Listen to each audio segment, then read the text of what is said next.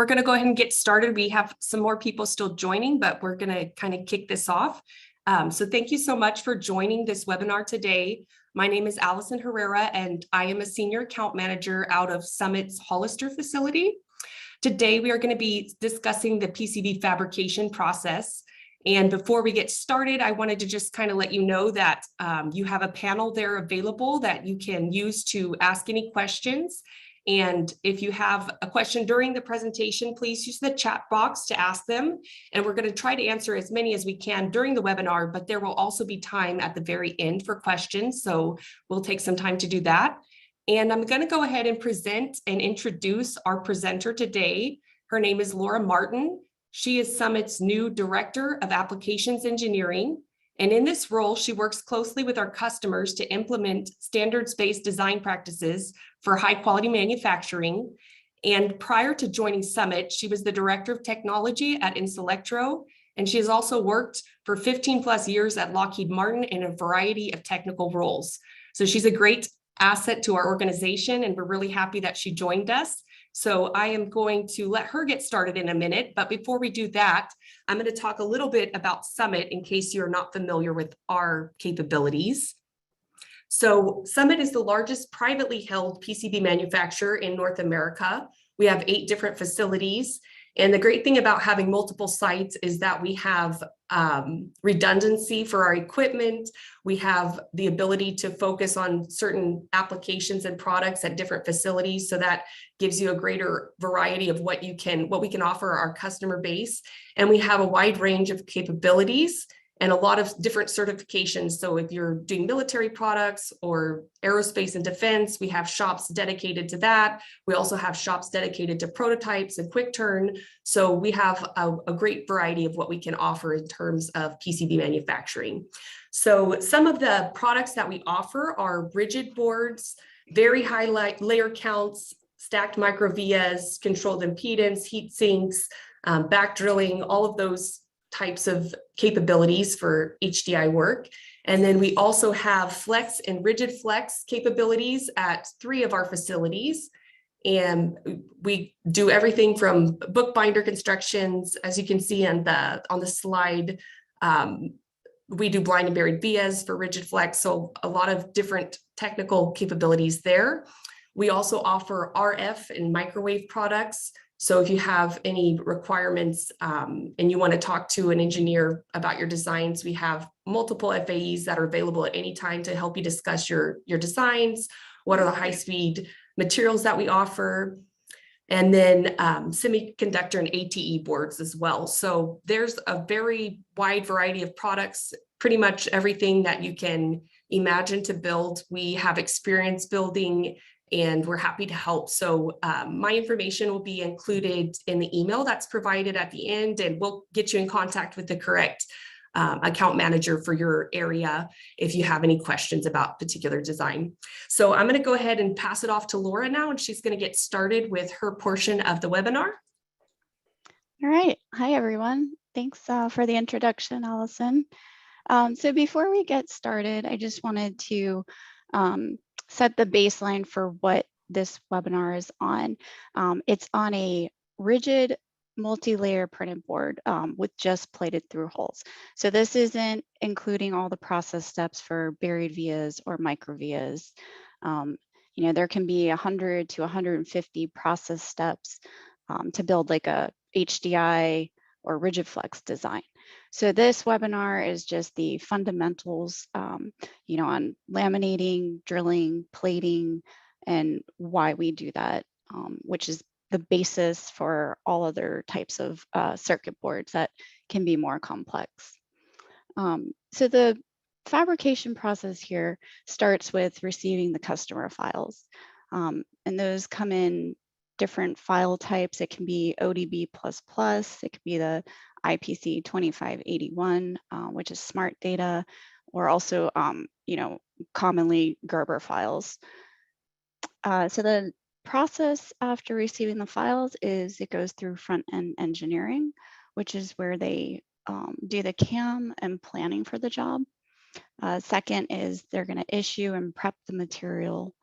And then it gets into the fabrication process, which is interlayer imaging and developing, and then you strip the layers and etch them, and then lamination and drilling, and then the plasma, desmear, and etch back, which is your hole cleaning and hole prep to get electrolysis plated.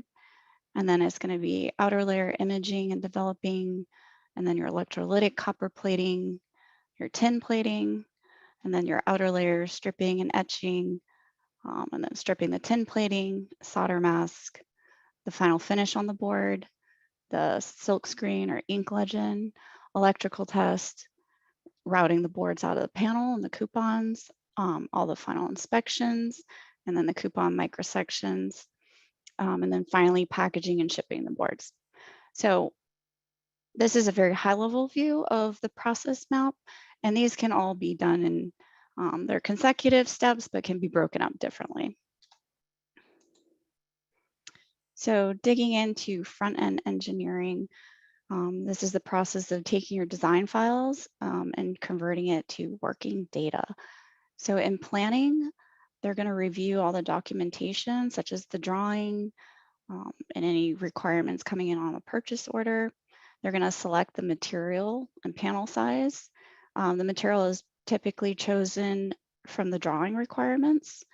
And if it's not identified, and just it's like a type like epoxy or polyamide, they'll select typically what they stock in-house. They determine what panel size it should be built on, and that's based off of the size of the board, how many you need, what type of board it is. And typically, a fabricator has a few different standard panel sizes. And then they're going to create the material stack up and calculate any impedance if it's required. They'll create the manufacturing travelers and then release it to the floor. And meanwhile, the CAM process, which is computer-aided manufacturing, they're going to import your design files into their software. They're going to perform the net comparisons to make sure it electrically tests correctly and there are no design shorts or opens. And then they're going to perform the design for manufacturing checks. And then after everything clears here, they're going to prepare the data for manufacturing. And that consists of panelizing the boards, adding all the etch compensation and drill compensation, and then they're going to output the files to the production equipment. So before we go further, I wanted to just talk about the base materials a little bit. So for rigid material, some of the specifications for the rigid base material is IPC 4101 for the rigid, and then for a high-speed frequency application is 4103. So the laminate cores are made up of resin and glass fabric with copper on either side, and they're already cured, so they come in as like a rigid material. The prepreg sheets are made up of the same material, but without the copper, and they're not cured. So it's a loose fabric, glass fabric with uncured resin. And then the different IPC slash sheets have different material properties. So a lot of times a designer will call out either just a slash sheet, or they'll call out a very specific material. They've already done their homework. They know what specific properties they need. And then with the copper foil, it can be loose as well, or it's what's laminated on these laminate cores. It comes in different copper weights, and then also the foil comes in different types. So there's like reverse treated foil, very low profile, which might be used for a high-speed board, rolled anneal, and then that might be used on a rigid flex, so it's flexible. So a lot of thought has to go into what materials are being used. And so a lot of times we'll work with customers up front to help determine what material should be used for their different applications. So in front-end engineering, in the planning, when they create the fabrication stack up, they're going to select the materials either based off the IPC slash sheet or the specific material that was given to them on the drawing. And then if there's any impedance requirements, they're going to use a simulator to make sure that the design line width, and copper weight with the combination of materials and all the properties is going to meet the final impedance requirements when the board's built. So when they're creating these stack ups, they extract some data from the design files, which is the amount of copper on each layer, the line width and spacing for any impedance requirements. And then they'll go ahead and pick the glass style for that particular saw sheet of material to determine. They'll pick the glass style with the resin content that they feel will fill in on all the copper weights on each layer, and that'll best laminate together. So then in the CAM process, they take your 1-up board design, and then they place it in array with test coupons within the specified panel size. And then they export those files, such as the artwork to like a direct laser imaging unit, the electrical test files to electrical unit. So there's many different files, the drill files that go to the drilling machines. So all of this is done in the CAM process and then exported out. And then the material and travelers are out on the shop floor. So what happens in the manufacturing? So the first step is they prep the material. So they take those cores that were issued and they clean them with an acid dip prior to putting on the photoresist. This helps with keeping things clean and adhesion and making sure there's no FOD on the layers. And then the pre-preg sheets that are loose, those get tooled for lamination and set aside. So this is your rigid core laminate, which is just the glass and copper and resin. And then they take that and they coat it on both sides with photo imageable resist. The next step is they transfer the pattern that they exported from the computer onto those layers. They'll do the top and bottom. So that could be like your layer 2 and your layer 3. The outer layers usually get imaged later on in the process. So this is just processing the inner layers. So the laser direct imaging transfers the pattern, the circuit pattern onto the resist, which basically cures that resist. And that's why you'll see a slightly darker color where the pattern is. And then the rest, the lighter resist is uncured. So then the next step is they put it through a developer and that develops a film and it washes away all the uncured resist. So then in a cross-section view, what you're looking at is your copper laminate and core and your pattern of resist. So these are just some pictures of the equipment so you can correlate the animations I have with the actual equipment in the facility. So this is what an inner layer would look like coated with resist. It's done in a yellow room so it doesn't develop the material. So it's a little darker here. And then here's a laser direct imaging machine where they're transferring the pattern onto that layer. And then after it's done, you can see where the colors are darker and lighter. So the next step is to etch the copper away. So with the resist pattern still on top of the copper, the area that we want to keep, all the remaining copper that was exposed is etched away. So then after etching, they strip the resist from the copper pattern, and then you're left with just the copper pattern that you wanted. So that whole process just to transfer the image and copper. And this process will happen for all the inner layers of your design. And also there's AOI steps throughout this whole process, which is the automatic optical inspection, where they're going in and checking each layer and verifying that the copper pattern matches what was in the computer, and that there's no shorts or under etching or over etching. In this part of the process, it's easy to go and do a remake if necessary. It's not going to mess up your timeline too much. It's when you get to lamination that you can't go back. So here is some pictures of the develop, etch, and strip line.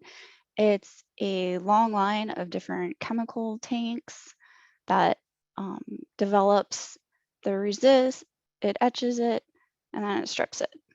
So this is what your completed inner layer looks like, which is your array of the same image placed on a panel.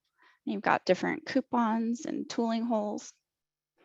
And then the layers get post-etch punched, which is going to be used for lamination, for laying up all the layers and registering them together.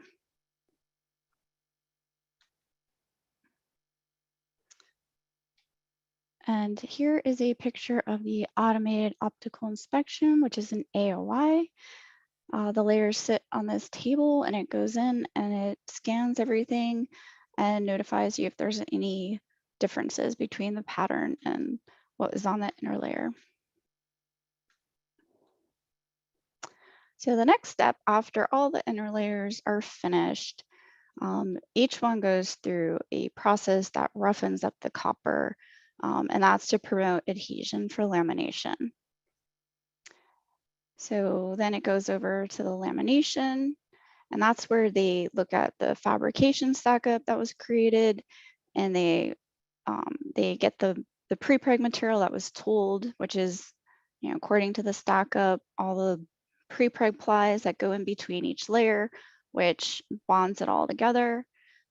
There's a press cycle for each different kind of material, where it ramps up to temperature, dwell time, and then a ramp down temperature with different pressures and heats. And that's different for different types of materials. So when you're mixing materials, we have to verify that those are compatible for the same press cycle. So after it comes out of the press, you have one unit here, and it's often referred to as the sub or the panel. So those are all the layers laminated together. And just some other pictures. Oh, go ahead. I wanted to interject. So someone asked in the chat if FOD is able to be detected by AOI. So can you kind of talk about how we mitigate FOD getting into the build before lamination? Yeah, absolutely. The AOI does detect any FOD. So we prep the layers and then we coat them with resist, and it's done in a clean room. So that is, one step of prevention. And then if anything got in there, when it goes to the AOI inspection with the resist on there and the image on there as well, so before etch, it will be checking for any pinholes in the resist, anywhere the resist lifted up, or perhaps there's like some FOD underneath the image, and it will detect it in AOI. So I would say most FOD, if there is any, is detected before it gets etched. And you can strip the resist from that layer, and then you can use that layer again. You can coat it and then re-image it. And then there's another question: what level of clean room does your company use? So maybe just kind of describe what is the, because it's different than assembly, like an assembly clean room, but kind of describe anything else that you can. I cannot answer that question. I'm not as familiar with those requirements for each facility that Summit has. But if you email me, I can definitely get you that information. And I hope that answers your questions. All right, so this is what an inner layer looks like with the oxide, which it turns it into like a reddish brown. And then these pictures kind of show the lamination sequence where you have your steel plates with your tooling pins, and then each layer gets stacked up. So this is with your starting copper foil, which could be your outer layer, and they're following the stack up from the planning.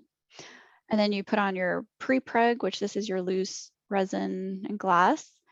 And then the next is the inner layer, which could be layer 2 and 3. And then you put your pre-preg on top of it, and so on until you've laminated or stacked up all of your inner layers with your pre-pregs. And then your outer layer foil on top of that. And then you've got all your lamination press materials as your steel separator sheets, your pulp paper, PAL, all the stuff that helps it not stick together. And then they go into the press, which looks like this.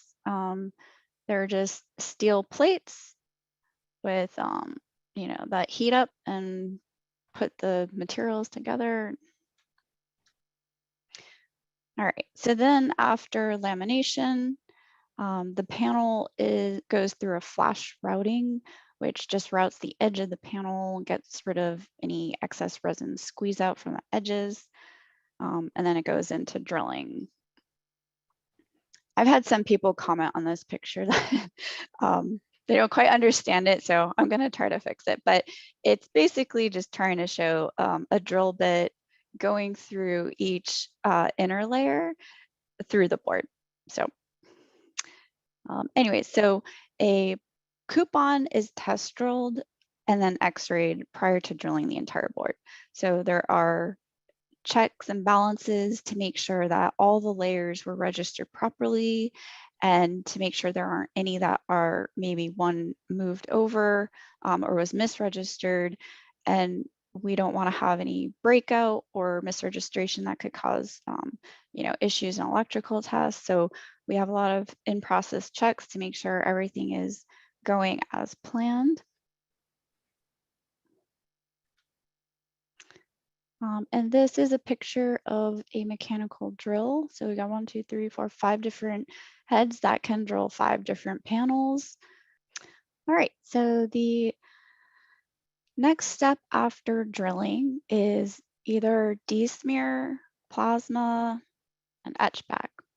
So the reason that we want to clean the holes is because when you're drilling through this resin and glass, the drill gets really hot and it actually melts the resin a little bit.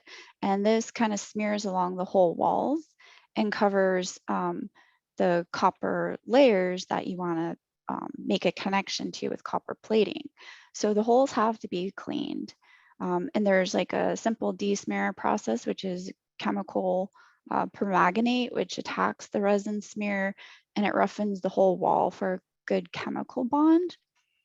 And then if you run plasma, which is like a gas chamber, it etches back the resin to obtain etch back and a good 3-point connection of plating. So the etch back in the plasma actually, it eats back the resin from the copper. So it doesn't attack the copper, but attacks the resin.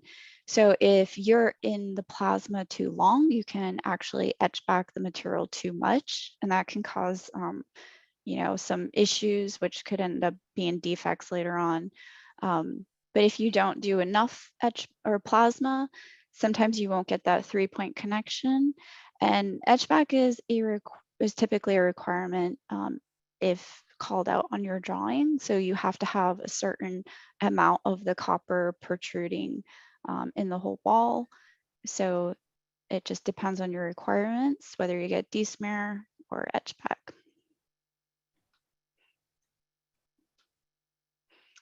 So after cleaning the whole wall, it's going to get electrolysis copper plated.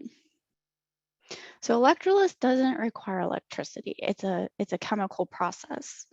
So the entire plating thickness that's required could technically be electrolysis plated, but the reason it's not is because it's very expensive and it's very slow.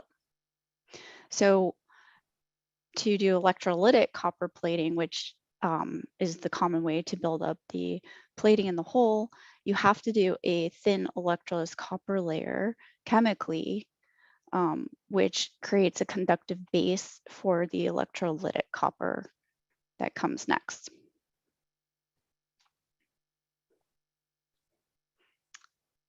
And this is a picture of all the tanks and chemical baths to clean the hole and plate electroless copper.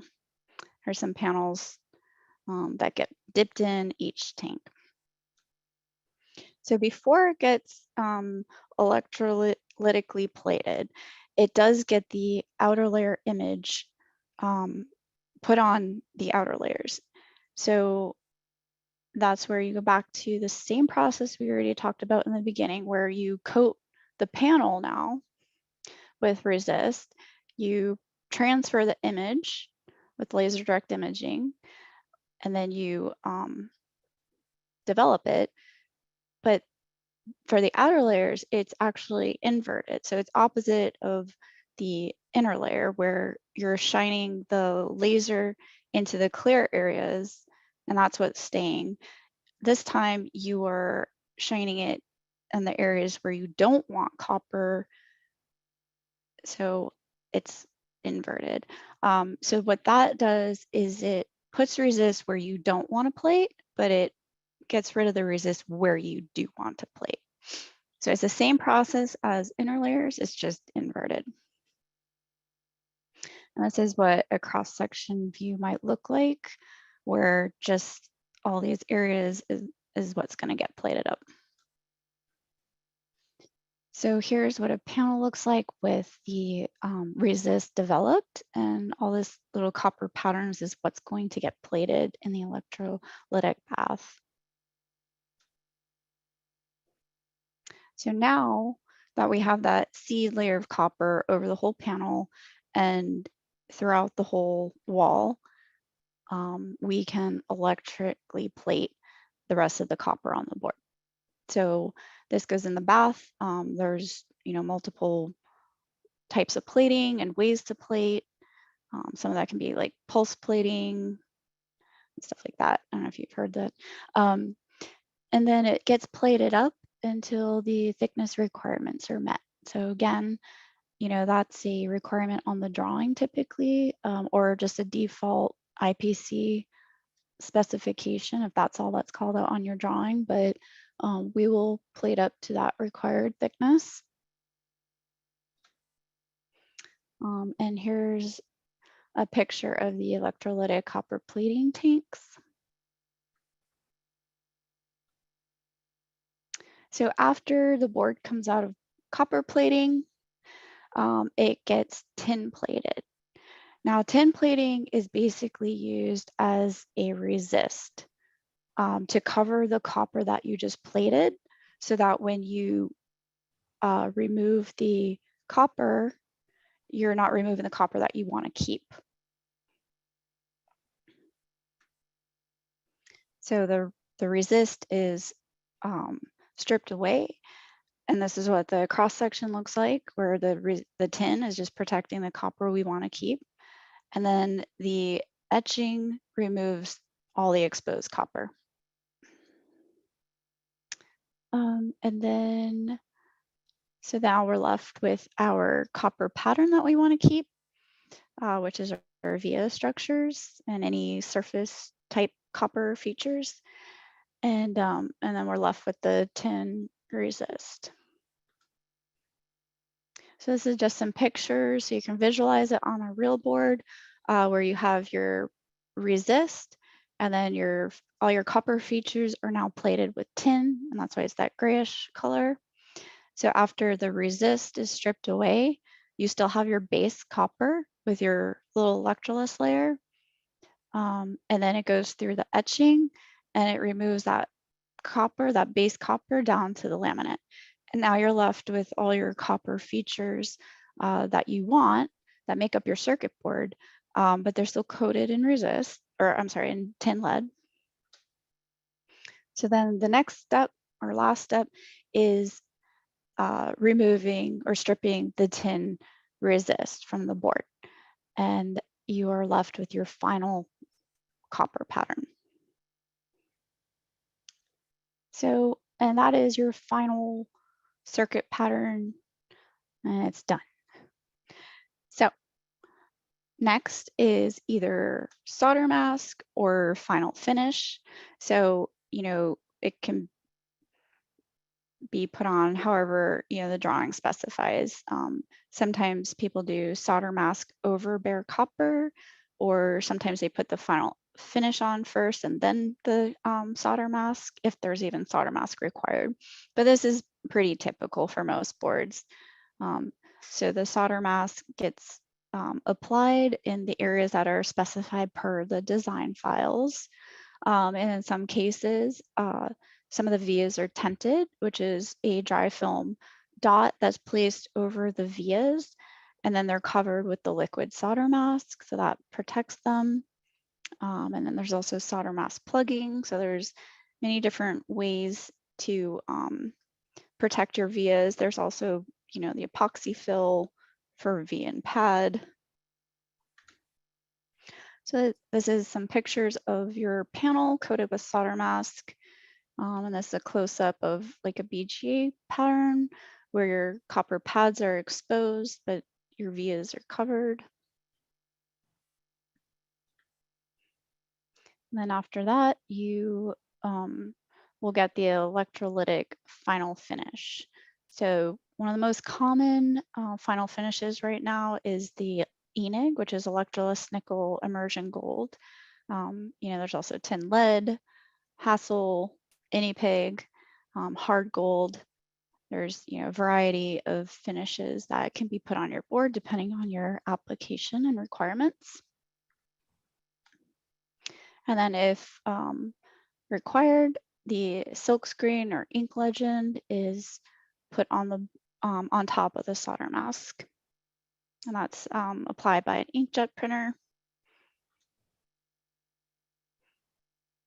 And this is a picture of our inkjet printer and what the ink legend looks like on the final board.